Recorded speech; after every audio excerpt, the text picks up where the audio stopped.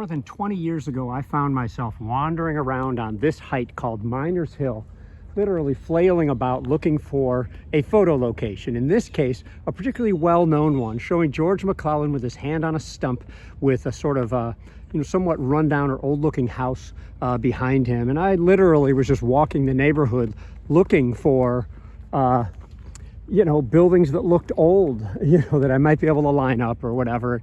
And failing in that, for the next decade, I literally just spent, every moment I was looking at Civil War photos, I would look for an old White House with a small little sort of shed or attachment next to it, because usually they didn't just take one photo. And if I found something that looked like that, I'd be able to look for the distinctive tree that appears in the background. Maybe I'd be able to find the stump and everything like that. And it just, it didn't work out. Until around 2013, John Cummings on his Spotsylvania Civil War blog actually found that another misidentified photo of Petersburg, Virginia, actually was Miners Hill, and it showed the most distinctive feature on Miners Hill. That was a big tower that was up on this hill, and it showed it next to a house that resembled the house in front of which George McClellan stands.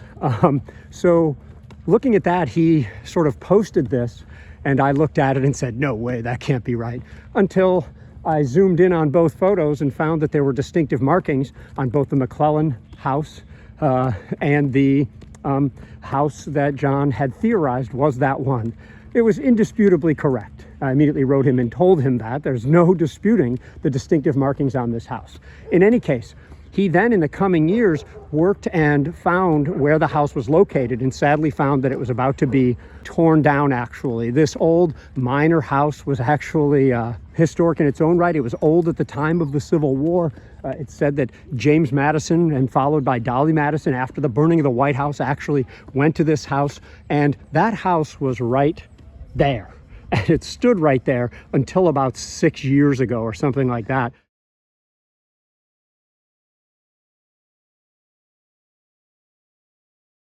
And you can see the larger houses that have built now.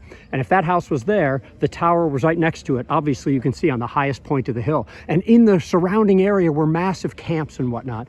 And, this just, even though it's developed, I'm still up on a hill. I can still stand here. And according to John's work and another gentleman who actually came and photographed the houses before they were taken down, you can see that the tower used to be right there, the house was right there, and George McClellan is leaning on the stump right over there. This is the best we can do for you. Remember, this is private property, so you can confine yourself to the street if you ever come out here. But here's the idea of a mystery solved. We're going to scroll down the page where John presents some of these findings. He was actually able to get another gentleman to take some modern photos of the house before it actually went down. And if you visit John's Spotsylvania Civil War blog, I think you're going to find some stuff of interest to you, so you might want to consider subscribing. Thanks for watching and for supporting battlefield preservation and education and all sorts of cool photo stuff.